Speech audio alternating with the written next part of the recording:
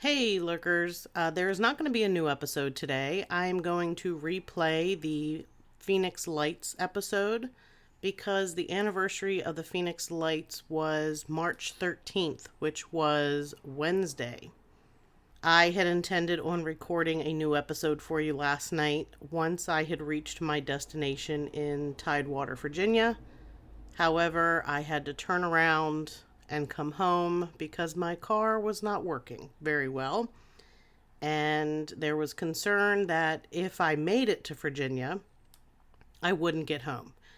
Honestly, not very upsetting, but as an adult, if you have to pay to have your car towed from Virginia 5 hours away, that's expensive. If you turn around and head home and it dies, and you have to have it towed, not as expensive. Once I got home, I did not feel I was in a good enough mood to record. So, because of the anniversary of Phoenix Lights, I'm replaying that episode. Hope you enjoy it. And as always, keep lurking.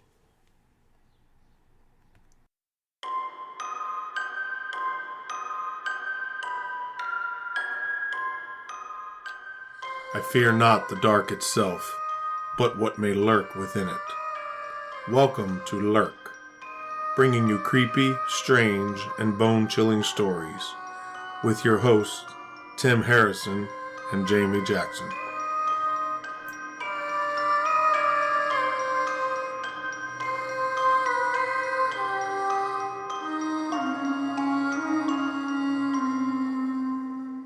Hey lurkers, it's Jamie. And Tim. So, Jamie, what are we talking about today? Today we're going to talk about the Phoenix Lights. Like the baseball team? Is there a baseball team called the Phoenix Lights? No, it's... the Suns, isn't it? Yeah, it's a basketball team. Do you like how I knew that? So, what's the Phoenix Lights? So, Phoenix Lights, I didn't really know a whole lot about this. This was a Tim special. I didn't really know much about the Phoenix Lights. Angelina knew about the Phoenix Lights, pointed me in the right direction. That's how I found all my stuff. Agent A for the dub. Right, yes. She's my go-to for UFO alien stuff. She's a baller. Yes. She's a baller. I'm going to start out by saying that when I started reading information about this, I was like, this is a total BS thing. It's not true, and we're going to talk about it, and it's totally explainable. And nothing weird about it whatsoever. Let's go then, Jamie. We're going to have a good conversation. That's how I started. All right. Fair. That's not how I finished, but that's how I started. Oh, no. Everyone starts that way. I'll be honest. That's how I started with it. Well, see, that's not always how I start, because usually I try to look at things open-mindedly, a little bit skeptical, but I always have a little bit of a bias towards the paranormal. That's fair. Because I believe it. That's fair. So it's not like I go into it trying to disprove something or not thinking it's going to be paranormal because I don't believe in it. I believe in the paranormal, obviously, or I wouldn't be doing a paranormal podcast. So I have a little bit of a slant towards believing the story already when I start. I started reading this, I'm like, this is BS. All right, BS. That's not how I ended, but that's how I started. Okay. So in looking at this, we're going to go a little bit before when the actual what is referred to as the Phoenix Lights event happened, just because it's important to have a little bit of background with this. Okay. 1995. So the Phoenix Lights happened, I believe it was 1997. So 2 years before, 1995. There's a doctor. Her name is Dr. Lynn Ketai. Wow. Yeah. I butchered it. He butchered it. I butchered it hard. I only know because she was in a documentary and said her name. Sorry, Ketai. Yeah, it's not spelled anywhere close to how it's said. She was at her house. It kind of sits up above Phoenix. It's part of Phoenix, but she can see the Phoenix skyline where she is. And she witnessed 3 amber-colored orbs in a triangle formation hovering over an area she said was private desert. She said they were about 3 to 6 feet each, kind of oval-shaped, uniform color, no glare, had a total different appearance than the lights of the city. So, she even mentioned when you look at the city lights, there is like a glare. The lights are glare. She says there was nothing like that with these lights. Okay. She also commented that they kind of had a soothing or mesmerizing. They had a soothing or mesmerizing effect, and everything was kind of eerily silent. Okay. And then nothing was seen for 2 years. She didn't see anything for 2 years. So it just goes silent. After that eerie event, it goes... Yeah. January 22nd, 1997. This is still not the event. We're still 3 months prior to the actual event. I'm officially 1 year and 6 days old at that time. Yeah, there's things that happen, and I'm not even going to bother asking about it because I knew you weren't going to have any idea. Because there's something else I'm going to talk about before we talk about the event, I think. I don't know. I'm not sure where I'm sticking it in, but it's kind of important in a way. Shut up. I swear to God. If you say that's what she said, I will slap you in the face. January 22nd, 1997, Dr. Kitai saw 3 orbs on the horizon. They were amber in color again, flying in formation in front of South Mountain, and it was around 8 p.m. She said some of the orbs would disappear but then reappear, and then 6 more orbs showed up. She took photo or video of this. She actually had the foresight to video this phenomena. So she called the local Air Force Base, Luke Air Force Base, and they kind of were like, we don't have anything in the air. They're very short with her. It's not ours. We don't have anything in the air right now. And she's like, well, I just want to know I'm just curious what's going on. And so they suggested call air traffic control at the airport. That's in their airspace, the area she was describing. So she does finally get in touch with somebody at the airport. And they said, yeah, there were 3 objects at 8 p.m. At 8:30, there were 6 more objects, and none of them showed up on the radar. So there were 6 points of light. They seemed to be attached to something because they were moving in tandem together. I mean, those lights, if you watch the video, you can see like a rough outline. Yeah, she took a video. There's lots of video. There's lots of stuff out there on this. So we're now at the main event. The actual Phoenix Lights. Here we go. March 13th, 1997. They started around 7:30 is what it said. It went on for several hours. All right, so March 13th, 97, strange bright lights were seen over Nevada, Arizona, and part of Mexico. Actually, wasn't just Arizona. That's a massive area to cover. Huge area. It wasn't just one event. It was several events across Arizona, and they lasted several hours, like I said. Yeah, so this isn't a quick like bloop, bloop. No, it was not quick. Not by any means whatsoever. People saw what they described as a wide V-shaped formation of lights that were silent, and they were witnessed by commercial pilots, air traffic controllers, police, and thousands of others. So basically the point in bringing up those, it was witnessed by people who are in the know. Yeah. They are reputable people who have to maintain their reputation, who also are knowledgeable about aircraft in that area, and that's my point in bringing up those specifics. Okay. So basically, we're just going to discuss different accounts of the same basic event, more or less is what we're talking. This was one event. This is not like it's a little different than the other stuff that we've talked about. Yeah. Well, that's a great thing too, is that this is all shot on the same night. Mm-hmm. This is all shot at different viewpoints. But that just should tell you how massive this was this a event. massive sighting. Yeah, this isn't something like where some people they're on a small area and they take a picture of a very small shiny object. Like, this is such a massive event that I believe like multiple highly reputable people at that time actually didn't know what was going on either, and they saw. Oh yeah. They were people who should know what was going on and had no explanation. Yep. So, one witness said they saw 3 enormous lights floating incredibly slow towards him, and they appeared attached to something that was several football fields long overhead. He could see the lights clearly, and he mentioned there was no filament wire. So if you look at a light bulb, and some people aren't going to know what we're talking about because light bulbs are now totally LED, different. Yep. They're LED and everything. So light bulbs had filament wire inside them, and he said there was no filament wire at all. It looked like the light was swimming around in the orb, which is incredibly weird. Yes. In 97, that's not something... Still weird now. It's still weird now, but it would have been even weirder back then. When we Correct. still had incandescent light bulbs. So a commercial pilot, this person had 40 plus years of experience, also served as a military helicopter and fighter pilot, said that he saw the lights. He said the object had no navigation or anti-collision lights, and it was moving too slow to stay in the air if it was a conventional aircraft. This thing, that's one thing everybody does say, that it was moving incredibly slow. That was something they kept mentioning, how slow this thing moved. And that's something to definitely, I think, people need to understand. Again, this was not and I'm going to keep repeating this because it's crazy to think about it, though, because not a lot of people either A, know about this, or B, they think it's like, it was there for 5 seconds. Like, no, this was over several hours. Yes. It moved very slow, and most importantly, it wasn't small. Like, it was massive. It was a mile wide. Yeah. It was a mile wide. So this same pilot, he said it was 5 lights that were in a V formation, and that the lights were locked in position and moving in tandem.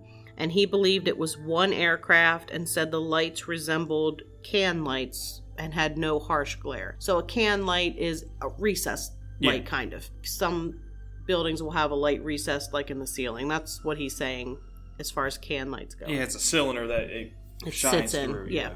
He also said there was no harsh glare. So the lights that Dr. Kitai had seen previously, there was no harsh glare. She mentioned there was no glare, which was different than like the Phoenix skyline. The lights all described were amber, or they said like orange, which is amber, like a yellow orange. And they were uniformly round and equidistant from each other. Equidistant? Which means they are Equidistant? equidistant. Equidistant. The same distance, equally. Okay. There was a retired police officer who was one of the witnesses that had come forward, and he said he saw lights floating in the sky. There were 5 lights, and he actually said there were 2 trailing lights that looked like they were docking and undocking and hanging over the valley, which is similar to what Dr. Kitai had explained back in January. She saw a similar type thing. And Kitai and the police officer don't know each other. No. Okay, putting it out there. Yeah. Putting it out there. Another witness stated he watched a boomerang-shaped object glide over Granite Mountain, and that the thing was at least a mile wide, and there was no way it was from this planet. It was totally silent. It was as big as downtown Prescott, Arizona, and completely blocked out the stars. Absolutely mammoth. Yeah. And that is one thing that some people just said they saw the lights in a V formation. Some people said they saw a boomerang-shaped craft, which... Still a V type formation, but some people actually said they saw the craft for the most part themselves, and that it did block out the stars, so that there is something in between the lights. There is some object that the lights are attached to. Yeah, solid object that's going through. Right. There were some hospice workers. They were outside. They saw a huge, dark, silent object above their heads, and they couldn't see the entire object because it was so large. So they could only see a portion of it. They couldn't see either end because it was too big. And then this was one account that I kind of liked. It was an 11-year-old boy, and he was leaving his Cub Scout meeting. And some people would be like, really? Like 11-year-old? 11-year-old boy's getting ready to join the Boy Scout troop. He's probably in 5th or 6th grade. Totally has the wherewithal to be able to describe something accurately and be an accurate eyewitness, speaking as a scout leader. Just saying. I was going to leave it alone. I was going to leave it alone. No, just saying. Just a little bias here, just a little. Just a little. Just a little. So this 11-year-old boy said he saw something that looked like a stealth bomber, which again is that same boomerang or V-shaped. And he said because it was triangle shaped and it had 3 lights and was moving very, very slowly there for 2 to 3 minutes. And then the lights went out one by one. Again, also like Dr. Kitai had described, she said the lights would disappear and then turn off and turn back on. Basically. There was an unidentified crewman from Luke Air Force Base that claimed 2 jets were actually scrambled during this, and that one of the pilots stated that they had a visual on it, they've got gun camera film of it, and they had no radar tape of it. It scared the hell out of them. Okay. And during all of this, there was a city council member, former Vice Mayor Frances Barwood. And she figures prominently in this because this was talked about. So many people saw this and nobody knew what it was. She was approached by reporters before a council meeting and they're like, what is going on? What was this thing? What's being done? Or is anybody looking into it? So she goes into the meeting. She feels that her constituents obviously want answers. Correct. Nobody's trying to provide any. So she goes into the council. She questions what's being done to look into what happened the other night. And the mayor says, we don't have UFOs over Phoenix. She pointed out she didn't call it a UFO. That's not what she said. She just simply asked about the incident. Is anything being done to look into the incident the other night? Then later, somebody pulled her aside and told her she shouldn't have asked the question because it was something the council didn't want to deal with. Too bad. Get over it. Yeah. She felt it was a matter of public safety, and it was an issue with airspace safety. The airport is right there. It was seen over the airport. It was seen over the whole flippin' city. So if there's a giant object in the sky, a mile wide, and you've got a busy airport, and I think there's 2 Air Force bases in the area, you would want to know what's up there that could be getting in the way. Or maybe I gotta make sure I keep this family friendly. How about we don't give a fudge about the airport? How about why is it going over the city? Yeah, the entire city. But I'm just saying, she was saying this, trying to pull away from the whole UFO thing. She's just saying, obviously there's a safety issue here. Yeah, something's happening. We don't know what was going on, and we have a busy airport, and it's not on radar. And if it's an object, it's obviously going to be a problem with incoming or outgoing airplanes. Don't we want to know what the heck it was? She actually wrote a letter to Senator John McCain asking what was going on. And McCain basically sent a letter to the National Archives, and then she got a copy. Basically, when you send a letter to the National Archives, they archive it. It's filed. It's not sent to them for any other reason other than to file it away. So all he was doing was placating her. She basically was ridiculed in the media. There were political cartoons about her. It must suck really worrying about other people's safety. Yeah, apparently there was a cartoon of her with a UFO flying in one ear and out the other, and all these other crazy political cartoons. If I'll put this out there, if you are a person that has a media influence, right, and somebody who clearly in this situation, now there is some people that just say some crazy off the wall stuff, but this individual clearly had a wherewithal to worry about others, right? Mm-hmm. It's like, okay, I'm not calling it a UFO. I'm not calling it, what is it? Unidentified aerial phenomenon, UAF or whatever. UAP. We're not worried about none of that. How are you handling it? That's all I'm asking is, hey, what just happened? How do you handle it? Right. And the fact that she didn't have to elaborate means that they knew what was going on. They knew what they knew what's going to be said. Oh, it was in the papers at this point. Yeah. So for people to take it upon themselves to ridicule her, just shame on you. Like, that's the best way to say that. Like, honestly, at that point in time, she's not out here saying, "Oh, they took me up and they probed me 5 different ways Sunday." The words alien and UFO never were part of what she was asked. She's just like, "Hey, what about our safety? What the heck was going on?" Yeah. I have other notes written down that she actually asked for an Air Force investigation. She also, and this was part of UFO Hunters. I don't even think that show's still on anymore. No. Did you hear about them? What, during their episode about this? No, like them, in period. No. Oh, we gotta talk offline about that. I used to watch the show a little bit back in the day, but I watched a little bit of their episode about the Phoenix Lights, which I think is it's season 2, episode 6, I believe, which isn't written down. I just remembered that. So I like how you picked up on the Tim thing here. I ain't gonna read it. I'm just gonna watch it. Yeah, that's the quickest way to do. Yes. They've already done a lot of research, so sometimes that's the quickest way. I did read actual newspaper accounts, however. I did pull up, because that's the best way for me to get factual information. Well, I use factual loosely because it's the media, but it's the quickest way to pull up information at that specific time, accounts of what happened. Correct. And I only say question the factual nature of it because some of what I'm going to talk about here actually disproves some information that was in the newspaper type of thing. So that's why I'm saying that. She was asked if she felt there was an organized cover-up, and she said yes, because, it was like they immediately started attacking her about it. And all she was doing, people who put her into office had questions and wanted answers, and she was trying to do what a political figure is supposed to do and act on behalf of the people who put her in office. And that's all she did was say, what the heck was going on here the other night? Thousands of people saw this thing. What's going on? How dare she do the right thing? I know. How dare she? I know. So at the same time, the governor at the time was Fife Symington. He had a press conference, and then he had a press conference later. And he said, we have caught the culprit. Let me introduce you to the person behind this whole thing. And out comes one of his staff members in an alien costume. So I'm going to say that. But now we're going to listen to what really happened with the governor, because even though he had that press conference and basically made fun of everything, he actually witnessed what happened. He witnessed the lights himself. March 13th, 1997. This event called Lights Over Phoenix. What did you see?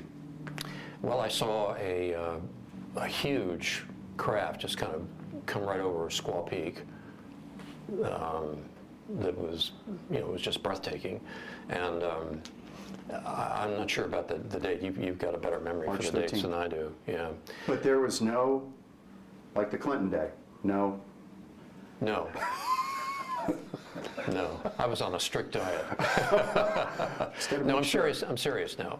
That unquestionably it was a UFO, which means unidentified flying object. Right. Doesn't mean we're being visited. Well, it's nothing like anything I've ever seen. And you're an Air Force guy. Yeah, and a pilot. Got a lot of hours flying. So it was pretty breathtaking. And I'll never forget, I snuck out to see it, without DPS, which I'm not supposed to be driving my own car and that kind of thing. Yeah. And so, but I told Ann what I was doing. I was going to go up to Squaw Peak and see what everybody was, clamoring about. And when I walked in the front door, she looked at me, and I was apparently normally I'm fair complected and pale anyway, right? And she said, "Oh my gosh," she said, "she looked like a ghost. What did you see?" And I said, "Well, I don't know what I saw, but it was really something, and I'm not going to talk about it." And Wow. so, Did it frighten you? No, I think I was kind of in awe, really, How big? Bigger than anything I've ever seen in the sky. Like an aircraft carrier in the sky? Yeah. Something like that, yeah. And it was hard to define because of the light in terms of the size, but it was absolutely silent and had sort of eerie embedded lights, and, so that's what I saw, and I wasn't expecting to see anything because I was looking out over at Luke to the west. And then all of a sudden, these people in the park area just on the west side of 51, there were a bunch of people there. Everybody said, "Oh, look at that!" And we turned around, and this thing was coming from the northwest, traveling to the southeast. We now know, and it really hit me when we were watching the Diamondbacks in Game 7, and the B-1 flew over the lot. It wasn't a B-1 bomber. But that thing all of a sudden out of nowhere appears. And, I said to somebody that night, I said, well, when they do test these, they test them in populated areas. They're new stuff. They test it to see if people detect it. Do you believe it was ours? Do you believe it was something from the U.S. government that they were kind of flying around? No, it wasn't even close to a B. It was much bigger than a B-1. A B-1 actually isn't that big. Right. I mean, if it's at low altitude, it'll appear big, but no, this was totally different. Something, though, that you think our own government may have been kind of running by a populated area to see what would happen? Well, they certainly achieved their goal of stirring the pot, if that's what they were doing. But I don't think so. I think this was technologically far advanced. I use the analogy. Can you imagine if you took Christopher Columbus and put him in the cockpit of a Boeing 777? What his reaction would be? He wouldn't understand it. He would be convinced that this is something from another world, Is that what? And I think I really believe that. I believe that. But I've always been open to that. We're not alone in the universe. I agree with you. We're going to find that out one way or the other. Even Bill Clinton was talking about that the other day on the national news. I saw that. Yeah. I do believe that we're not alone. I just don't know that we've been visited. But you think maybe that night we were? I think so, yeah. There have been so many different sort of sightings and inexplicable phenomena that, but the disparity in terms of technological progress would be so vast that we would be, I think, of sort of no consequence to whoever is visiting us, because the technology to get here would be just beyond anything we could imagine. Did it hover? No, it was just going in a straight line. Slow pace? Yeah, slow pace, yeah. And then, there were all the Not sightings. flares. There were the sightings of the America West plane coming into Sky Harbor, said he could have landed on it. It was enormous. Yeah. Like an aircraft carrier in the sky? Is that about as close Yeah, as you could? I think that's a fair description, Oh, yeah. my God. Yeah. Yeah, it's kind of interesting. Maybe it's our next generation we're working on. Who knows? Well, we'll find out it someday. This was a Fox 10 Phoenix interview from 2014. What a joke. I don't think he is. This is not the only interview that No, I mean, but he ridiculed into somebody. Then now he did, but he says in another interview that I listened to, he specifically states that he regrets that happened. At the time, there were thousands of people who saw this. So he was concerned that there would be panic. And that he was trying to put a spin on it to keep it more light and jovial and not a holy crap, ET's coming and they're taking over the planet. You got to remember when Orson Welles did his radio show, neither one of us were alive then. I just know about this. Just to put it out there, I'm not that old. That Orson Welles did the radio show War of the Worlds. Yes. People flipped the hell out They because did. they thought it was real and that aliens were invading and attacking. And that was a fictional thing that was going on. This was an actual object that people saw flying over the city. Nobody knows what the heck it is. People who should know what it is don't know what it is. And in his mind, he's trying to keep the people from flipping out. By ruining a person, though? He didn't ruin her. I just brought it up in association with her. He didn't have anything to do with Barwood. He was totally separate. That was just, he had a news conference, because he's the governor. She's on the city council level. So they're totally separate from one another. It's just that he came out with one press conference and said kind of they were looking in, like trying to answer questions about it. And then he had a later press conference that wasn't really announced. It was kind of a impromptu thing. And that's when he did the alien thing. It didn't have anything to do with her at all or her questions. Now, the mayor and the council of Phoenix ridiculed her, and the local Phoenix papers and everything, they ridiculed her, but that didn't have anything to do with him. They were separate. It's just that he was making light of what went on, but witnessed it. And even mentioned in there that apparently, and it was an account that I didn't find, but he mentions there was a pilot coming into the airport who said it was so big he could have landed on it. I don't know if you caught that near the end. I did. And that's how he's describing it, like an aircraft carrier in the sky.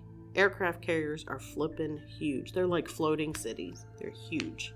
I just wanted to include his He's a account. butt cheek. That's all I gotta say. He made a mistake in doing that press conference. I wasn't sure. I kind of like I said, I went into this thinking it was BS. Kind of chuckled at his press conference because I'm like, yeah, it's BS. Later, in looking into things, I believe his reasoning behind doing that press conference is accurate. I don't think he meant to be malicious or anything. I think he was doing it for the right reasons, not the wrong ones. And I believe his accounts because this is just one interview that I listened to. He was on several other things discussing, and he actually brings up the news conference and the other ones, but this was the better, I picked which one had the best descriptions. This was the better interview to include. There are other interviews and clips out there of him talking. The fact that the pilot said he could land on it. Yeah,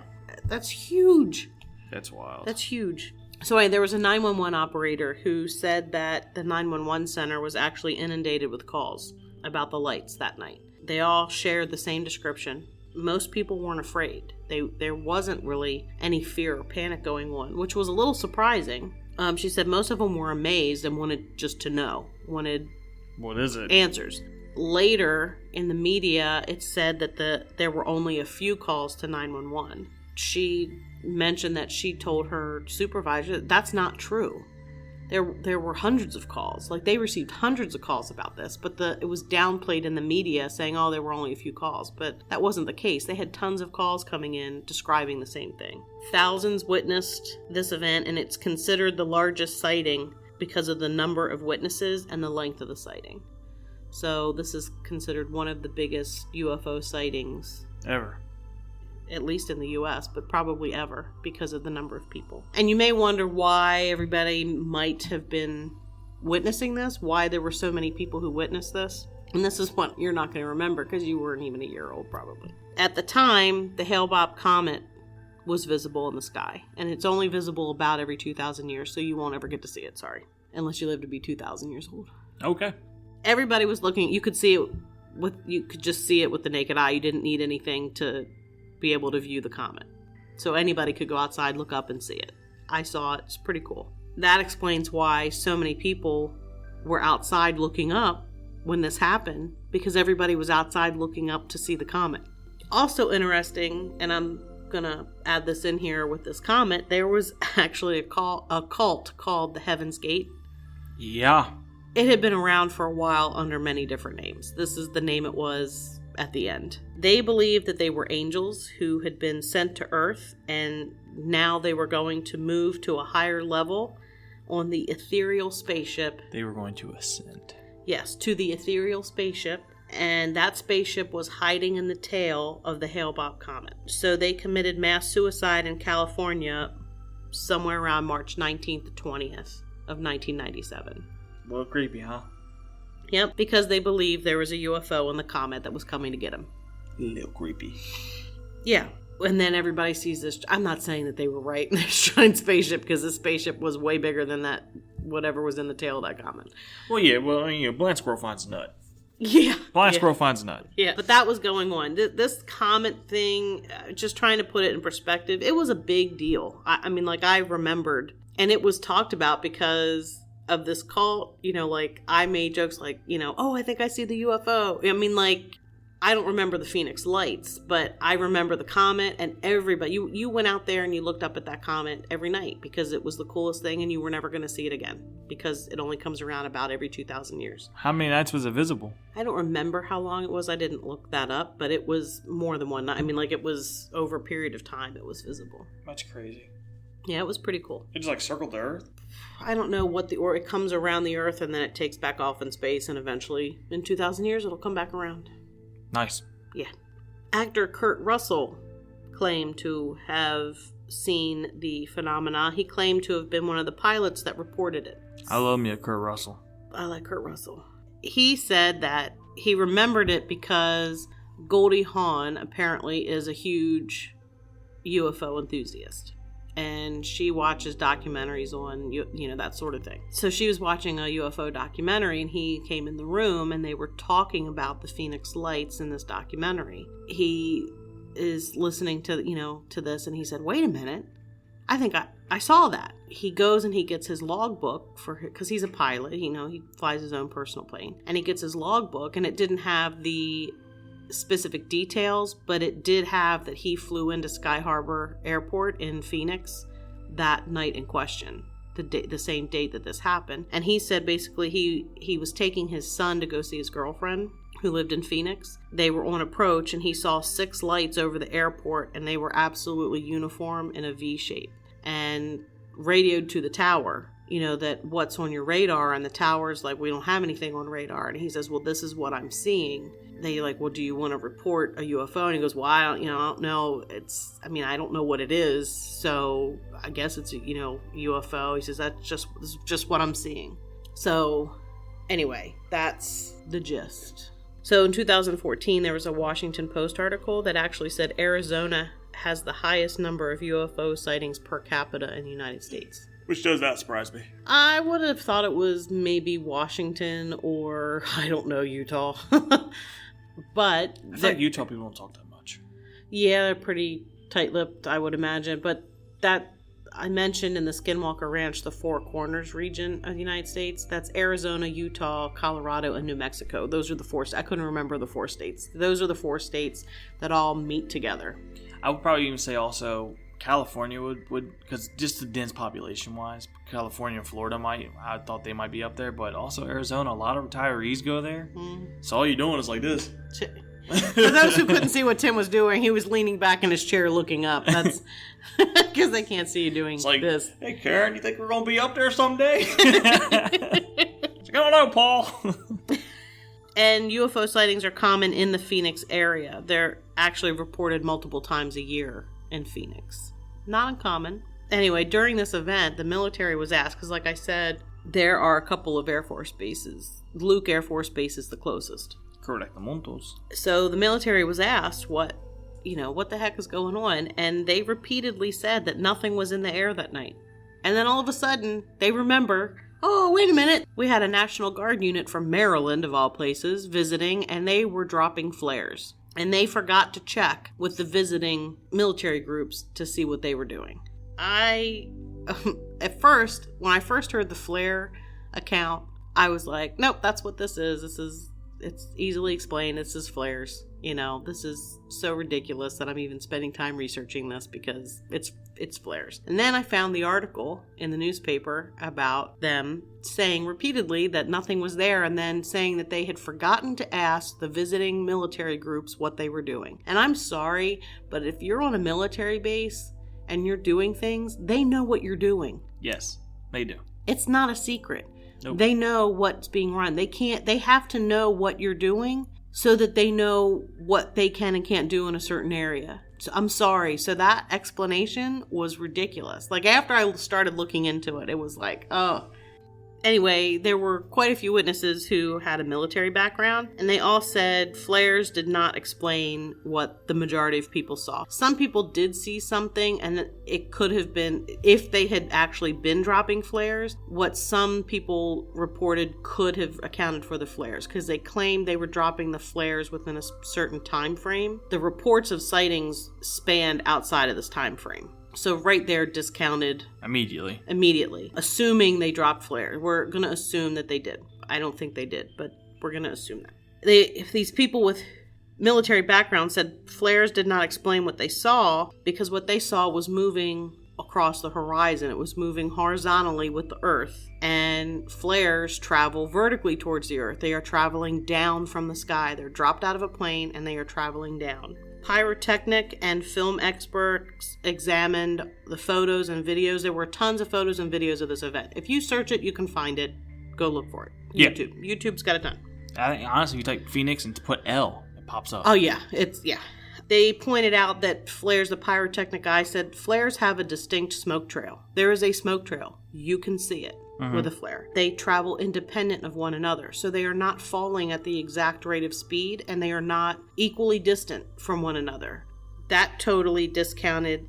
The Phoenix lights were totally rock solid with each other, traveling same exact speed, same exact direction. Never, one was not ahead of the other one or anything else. They were all uniform. No smoke trail at all. None. Somebody also made the comment, because stealth bomber was mentioned a couple times. It was mentioned nothing we have is silent. He said a stealth bomber is radar evasive, not sound evasive. So you hear it. You do at some point hear it. There was no sound with this thing at all. And it's massive. It's massive, and there was no sound. And it's moving slow. And it's moving very slow. It's not like it's breaking the speed of sound, you know what I mean? Right. The image expert that they had on this documentary, he was able, I don't know how to get into all the specifics. So this image expert was able to analyze the lights in the videos. So basically he explained that you can take the lights, and I'm not going to go into the ins and outs. He turned it into a graph, and different lights have different wavelengths, and you can determine what type of light things are because they have a specific signature. The light measurement for the lights in the videos did not match any other lights. It's just the basic. He explained it in a much longer, detailed explanation. We're not going there. And the documentary was actually based on the book written by Dr. Kitai, who's the doctor we mentioned earlier on in the episode. It is free on Prime, Amazon Prime, for you to watch for free if you're a Prime member, or you can get her book, and I'll put that in the show notes. It was interesting. The documentary wasn't the best, but I'm sure the book is very interesting. And one other thing, Mexico actually had almost an identical sighting in 2004. So you're just seeing again. Less than 10 years later, same type of thing was seen in Mexico. Okay. So that's basically it. So what point did you go, all right, there's some stuff here? At what point? When I started watching the documentary, some of the eyewitness accounts, some of the people, the commercial pilot who had 40 plus years of experience as a military person, he mentioned it was moving too slow to stay in the air. If it was an aircraft that we have, they have to travel at a certain rate of speed in order to take off and to stay in the air, because you have to have lift. You have to have enough wind speed over the wings to raise it up and keep it up in the air. So in order to have enough lift, you have to travel at a pretty fast speed to stay in the air. True. And this was not traveling fast. That was the one, I mean, it slowly moved, and it moved over the entire city.